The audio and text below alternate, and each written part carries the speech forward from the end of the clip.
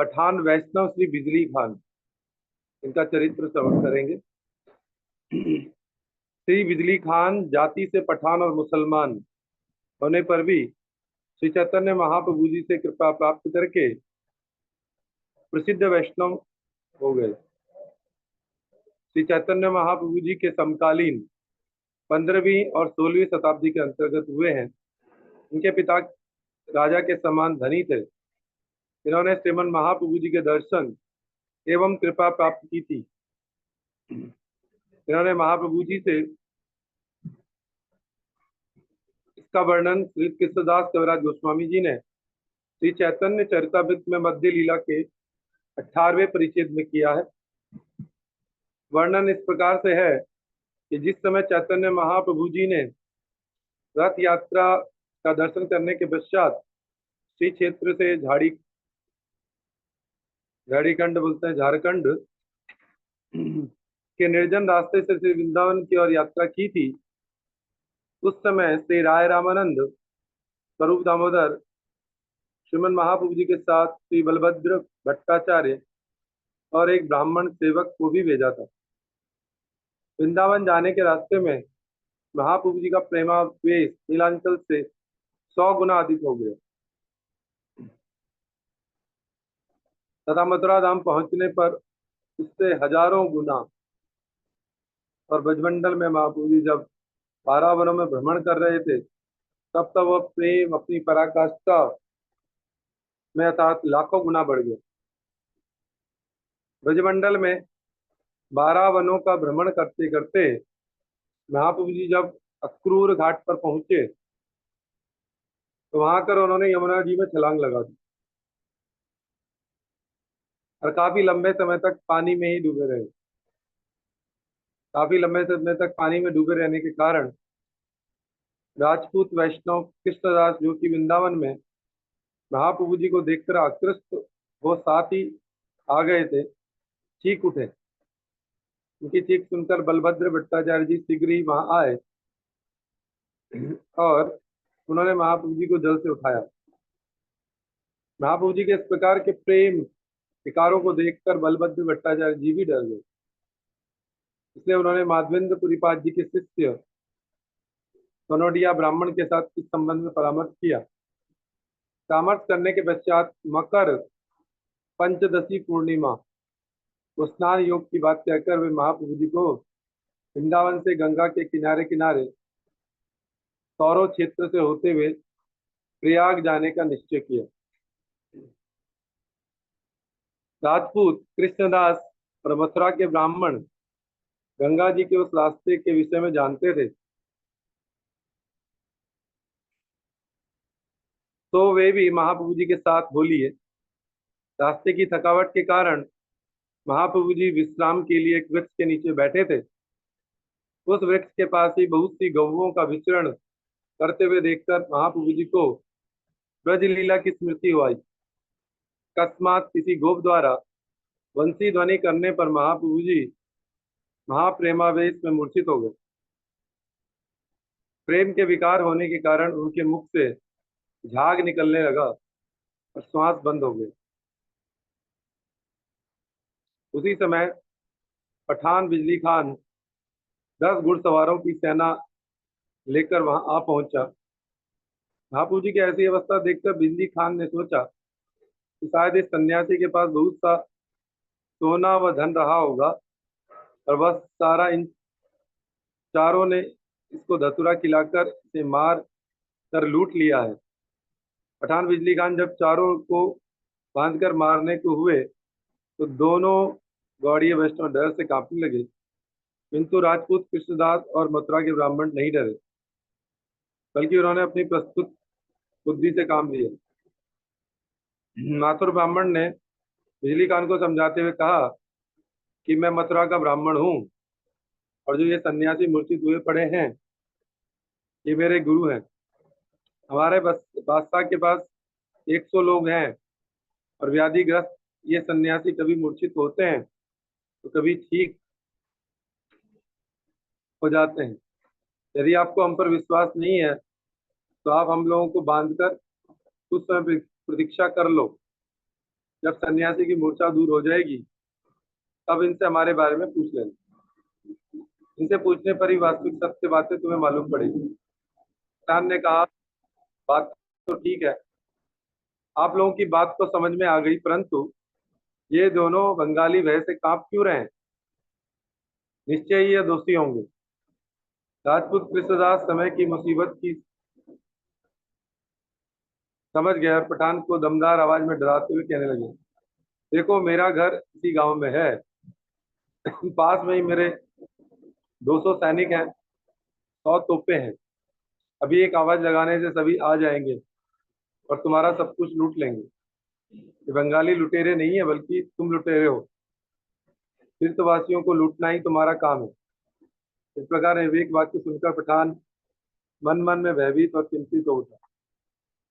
इसी बीच चैतन्य महाप्रभु जी की मूर्छा दूर हो गई और वे महाप्रेमावेश को उच्च स्वर में हरि हरि बोलकर हुंकार करते हुए नृत्य करने लगे।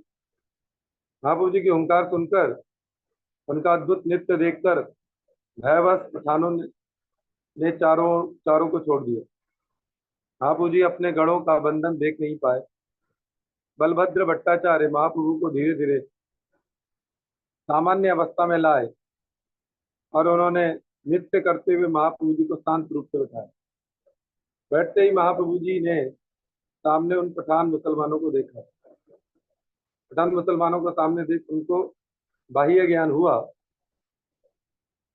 पठान महाप्रभु जी की अपूर्व श्रीमूर्ति और प्रेमोन्नत भाव को देखकर उनकी ओर आकृष्ट हो गए तथा आकृष्ट होकर अपने संदेह की बात कहने लगे कि हमें संदेह हुआ है कि इन चारों ने आपको धतूरा खिलाकर पागल कर दिया और आपका सब सामान लूट लिया है। अब महाप्रभु जी ने पठानों को समझाया कि मैं तो सन्यासी हूँ, मेरे पास तो कोई धन वगैरह है ही नहीं, और ये चारों मेरे साथी हैं। मैं मिर्गी की बीमारी से कभी कभी मूर्छित हो जाता हूँ। ये चारों दया करके मेरी रक्षा और मेरे पालन करते हैं। पठान के सेवकों में से काले वस्त्र पहने एक ने पीर के रूप में अपना परिचय दिया और महाप्रभु जी के दर्शनों से प्रसन्न होकर कुछ शास्त्र विचार किया। उसने अपने शास्त्रों को प्रमाण देकर निर्विशेष ब्रह्मवाद की स्थापना की। महाप्रभु जी ने भी उनके ही शास्त्रों का प्रमाण देकर निर्विशेष परक व्याख्या का खंडन करके पहले भगवान के सविशेष तत्व की बात कही तथा बाद में कर्म ज्ञान और योग विचार आदि सब विचारों का खंडन कर भगवत प्रेम ही जीव का सर्वोत्तम प्रयोजन है, इसकी स्थापना की। पठान तो महाप्रभु जी को देखने मात्र से ही आनंदित हो गए थे। फिर उनसे साध्य साधन विषय में यथार्थ सिद्धांत सुनकर और भी आकर्षित हो गए। शास्त्र विचारक पठान की जिह्वा पर स्वतः स्फुट कृष्ण नाम का उदय हो गया। महाप्रभु जी ने पठान के मुख से कृष्ण नाम सुनकर प्रसन्नता से कहा, इसके कोटि कोटि जन्मों के पाप ध्वंस हो गए और अब यह पवित्र हो गया है।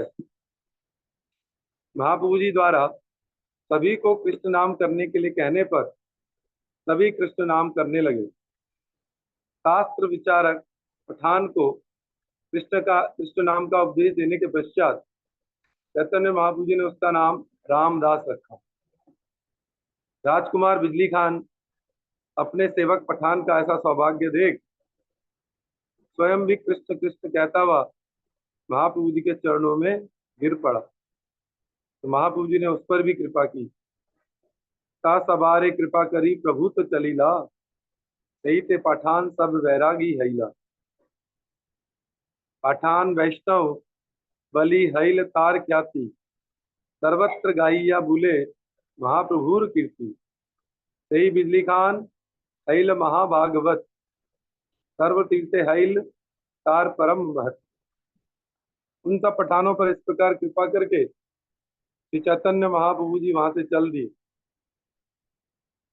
और वे सब पठान तभी से वैरागी हो गए। ये सब पठान वैष्णव नाम से विख्यात हुए। वे सर्वत्र श्री चैतन्य महाप्रभु जी की कीर्ति का गान करते रहते। पठान बिजली खान तो परम भागवत हो गए और सब तीर्थों में उसकी महिमा फैल गई। यहाँ पर हम लोगों ने श्रवण किया पठान बिजली खान का चरित्र, उनके साथ में और भी पठान। इससे आगे हम लोग श्रवण करते हैं आज की दोबारा से आगे एक और चरित्र श्रवण कर सकते हैं, कवि कर्णपुर श्री पुरीदास जी का चरित्र। कवि कर्णपुर श्री चैतन्य शाखा में गिने जाते हैं। श्री चैतन्य महाप्रभु जी के प्रिय पार्षद श्री शिवानंद सेन इनके पिता हैं। कवि कर्णपुर जो है चैतन्य महाप्रभु की शाखा में गिने जाते हैं। चैतन्य महाप्रभु जी के जो प्रिय पार्षद हैं शिवानंद सेन इनके पिता हैं। कवि कर्णपुर जी ने स्वरचित गौर गणोपदेश दीपिका में अपने पिताजी का परिचय इस प्रकार दिया है। पुरा वृंदावने वीरादुति सर्वोच्च सर्वोच्च गोपिका निनाय कृष्ण निकटम सैदानिम जनको मम ब्रजे बिंदुमती यासी दध्य सा जननी मम। पहले था श्री कृष्ण लीला में जो वृंदावन की वीरादुति थी, जो सब गोपियों को श्री कृष्ण के पास ले गई थी, वही इस समय अर्थात गौर लीला में मेरे पिता शिवानंद सेन है। और जो ब्रज में बिंदुमती थी इस समय वही मेरी जननी है। वृंदावन की वीरादूती सब गोपियों को कृष्ण के पास ले गई। उनकी माता जो है वो बिंदुमती। वहां पर कवि कर्णपुर जी ने अपना परिचय प्रदान नहीं किया। उनके द्वारा दिए गए अपने माता पिता के परिचय से सहज ही अनुमान लगाया जा सकता है कि वह भी स्वरूप से ब्रज लीला में कृष्ण लीला के पार्षद ही होंगे। सन 1527 में कांचनपाड़ा कांचन ग्राम में आविर्भूत हुए थे। ये वही जगह है कांचनपाड़ा जहाँ चैतन्य गौड़ी मठ के पूर्व आचार्य थे श्री भक्ति वल्लभ तीर्थ गोस्वामी महाराज जी का आविर्भाव स्थली है। इनके माता पिताजी द्वारा दिया गया नाम श्री परमानंद दास, श्री परमानंद सेन या पुरीदास था। शिवानंद सेन के 3 पुत्रों में से रवि कर्णपुर सबसे छोटे थे। शिवानंद जी के बड़े पुत्र का नाम था श्री चैतन्य दास और बीच के पुत्र का नाम था श्री रामदास। चैतन्य दास, रामदास और कर्णपुर 3 बेटे, 3 पुत्र शिवानंदेर प्रभु भक्त सूर। शिवानंद सेन जी के संबंध में उनकी पत्नी और तीनों पुत्रों ने श्री चैतन्य महाप्रभु जी की अपार कृपा प्राप्त की थी। महाप्रभु जी का साक्षात आदेश था कि जितने दिन शिवानंद सेन, उनकी पत्नी व परिवार के अन्य लोग पुरी में रहेंगे उतने दिन मेरा अवशेष पात्र अर्थात थाली में बचा हुआ प्रसाद सिर्फ उन्हें मिलेगा। शिवानंद सेन का ये सौभाग्य है। शिवानंद सेन और उनके पारिवारिक लोग महाप्रभु जी के कितने प्रिय थे ये महाप्रभु जी के निर्देश से ही जाना जा सकता है। शिवानंदेर प्रकृति पुत्र यावत यथाय हमारा अवशेष पात्र तारा येन पाए। श्री चैतन्य महाप्रभु जी के निर्देश अनुसार ही शिवानंद जी के छोटे पुत्र का नामकरण हुआ था। महाप्रभु जी ने ही इसका नाम परमानंद दास रखा था। महाप्रभु जी उपहास में बालक को पुरीदास कहकर बुलाते थे। श्री जगन्नाथपुरी में श्रीमन महाप्रभु जी के आशीर्वाद से शिवानंद सेन के अंतिम या कनिष्ठ तृतीय पुत्र के होने पर श्रीमन महाप्रभु जी द्वारा उसका नाम पुरीदास रखा गया था, ऐसा भी कहा जाता है। छोटे पुत्र देखी प्रभु नाम पूछिला परमानंद दास नाम से न जानाइला पूर्वे अब शिवानंद प्रभु स्थाने आइला अब महाप्रभु तार कहिते लागिला हे भारत तुम्हारे यही हई कुमार पुरीदास बलि नाम धरी हतार अबे मायार गर्भे हई सहित कुमार शिवानंद घरे गेल जन्म लतार प्रभु आज्ञाए धरिल नाम परमानंद दास पुरीदास बलि प्रभु करे न उपहास। अर्थात सबसे छोटे लड़के को देखकर महाप्रभु जी ने उसका नाम पूछा, तो शिवानंद सेन जी ने बताया कि इसका नाम तो परमानंद दास। पहले जब श्री शिवानंद जी प्रभु दर्शन करने नीलांचल में आए थे,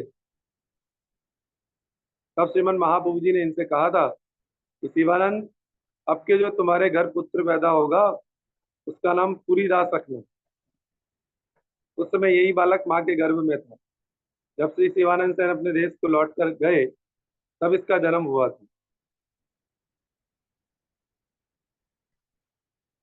श्री शिवानंद जी ने प्रभु की आज्ञा अनुसार इसका नाम परमानंद दास पुरी रख दिया। अब इस लड़के का नाम सुनकर श्री चैतन्य महाप्रभु जी ने इसे पुरीदास नाम से पुकार कर उपवास किया। शिवानंद सेन जब पुरीदास को महाप्रभु जी के पास लाए, तो अत्यंत स्नेह से भरकर चैतन्य महाप्रभु जी ने अपने पैर का अंगूठा उस छोटे बालक के मुख में रख दिया, दे दिया। पुरीदास की आयु जब मात्र 7 वर्ष की थी, उसी समय उसका अद्भुत कवित्व देखकर श्री चैतन्य महाप्रभु जी ने उसका नाम कवि कर्णपूर रखा था। श्री चैतन्य चरितामृत में अभी आपने सुना, महाप्रभु जी प्रसंग श्रवण करा रहे हैं और ये छोटे पुरीदास हैं, परमानंद दास हैं, के तीनों नाम है। वो महाप्रभु जी का अंगूठा कई कई घंटों तक चूसते रहे, पैर का अंगूठा। और 7 वर्ष की आयु में ये इनको चैतन्य महाप्रभु ने उपाधि दे दी थी कवि कर्णपुर के नाम से। श्री चैतन्य चरितामृत में कविराज गोस्वामी जी ने अंत लीला के 16वें परिच्छेद में ये प्रसंग इस प्रकार से वर्णन किया। जिस वर्ष श्री शिवानंद सेन अपनी पत्नी को साथ में लेकर पुरी आए थे, उस वर्ष छोटे पुत्र पुरीदास को भी साथ में लाए थे। शिवानंद सेन पुत्र के साथ महाप्रभु जी के पास आए और उन्होंने अपने उस छोटे से पुत्र से महाप्रभु जी की चरण वंदना करवाई। तब महाप्रभु जी ने स्नेहाविष्ट होकर उसे कृष्ण कहो बार बार कहा, परंतु बार बार कहने पर भी बालक ने कृष्ण नाम उच्चारण नहीं किया। पिता के बहुत तरह से प्रयास करने पर भी एक बालक के मुख से कृष्ण नाम उच्चारण नहीं करवा सके। इस पर महाप्रभु जी ने आश्चर्यचकित होकर कहा, मैंने सारे जगत के लोगों से कृष्ण नाम करवाया, यहाँ तक कि पेड़ पौधों तक को भी मैंने कृष्ण नाम करवा दिया, किंतु उस छोटे से बालक को कृष्ण नाम नहीं करा पा रहा हूँ। आखिर बात क्या है? रूप दामोदर जी ने इसका कारण बताते हुए कहा, मैं तो ये समझता हूँ कि आपने उसको कृष्ण नाम मंत्र दिया है, मंत्र उच्चारण करना मना है, इसलिए यह मन मन में जप कर रहा है। पुरीदास को इतनी छोटी उम्र में इस बात का ज्ञान है कि मंत्र उच्चारण करना निषेध है, जानकर महाप्रभु जी प्रसन्न हुए। श्रील भक्ति सिद्धांत सरस्वती गोस्वामी ठाकुर ने अपने अनुभाष्य में लिखा कि श्री गुरुदेव जी से प्राप्त मंत्र का दूसरे के सामने उच्चारण करने से उसका वीर्य नष्ट हो जाता है, शक्ति नष्ट हो जाती है। श्री गदाधर पंडित जी के आख्यान से हमें पहले ही ये मालूम हो चुका है। इसी कारण श्री पुरीदास ने महाप्रभु जी द्वारा दिए गए कृष्ण नाम का उच्चारण नहीं किया।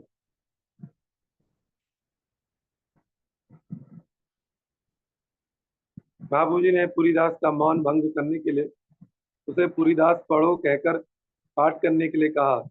इस पर पुरीदास ने अपने मौन को भंग कर एक श्लोक कहा, सबसो कुबल सबसो कुबलयमक्षणो रंजन मुर्षो महेंद्र मणिराम वृंदावन रमणीनाम भंडरम अखिलम हरिर्जयति। ये श्लोक बोल रहे हैं, जो कर्णों के नील कमल, चक्षुओं के अंजन, वक्षस्थल के महेंद्र मणि धाम और वृंदावन की रमणियों के अखिल भूषण है, उन श्री हरि की जय। जो कर्णों के नील कमल, आंखों के काजल अंजन, वक्षस्थल के महेंद्र मणिधाम और वृंदावन की रमणियों के अखिल भूषण है, उन श्री हरि कृष्ण का जय हो। वहां पर उपस्थित सभी ये सोचकर चमत्कृत हो उठे कि 7 वर्ष का बालक इतनी छोटी उम्र में इसने कुछ अध्ययन आदि किए बिना ही इस तरह इस श्लोक का उच्चारण कर दिया। श्री चैतन्य महाप्रभु जी की कृपा को तो ब्रह्मादि देवगण भी नहीं समझ सकते, तब साधारण जीव की तो बात ही क्या है। जबकि कवि कर्णपुर ने महाप्रभु जी से कृष्ण नाम मंत्र के अनुशीलन करने का आदेश प्राप्त किया, तथापि उन्होंने सामाजिक प्रथा के अनुसार अद्वैत शाखा में श्रीनाथ पंडित जी से मंत्र ग्रहण किया।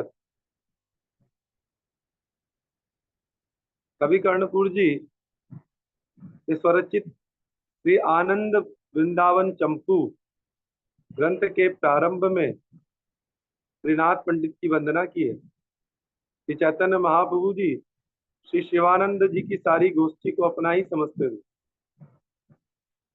कवि कर्णपुर जी ने महाप्रभु जी को कुलादि देवत कहकर प्रणाम किया। कवि कर्णपुर जी के गुरुदेव श्रीनाथ विप्र जी द्वारा स्थापित कृष्णदेव विग्रह अभी भी कुमार हट कंचनपाड़ा में विराजित हैं।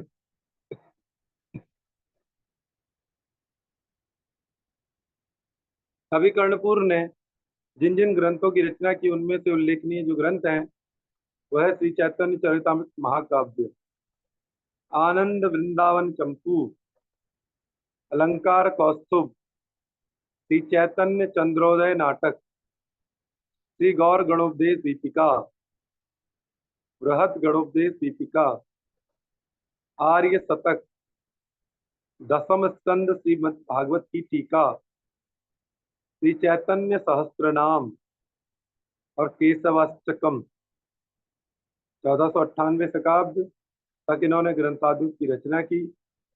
प्रभु प्रिय कवि कर्णपुर ग्रंथ कैला, सनातन ये प्रसाद साहा जानाइला। गुड़ चूड़ा सखी धन कवि कर्णपुर, कंचन पाड़ाय वास चैतन्य शाखा से। वृद्ध पादांगुष्ट यार मुखे लीला, पुरी दास नाम बलि शक्ति संचारिता संचारिला।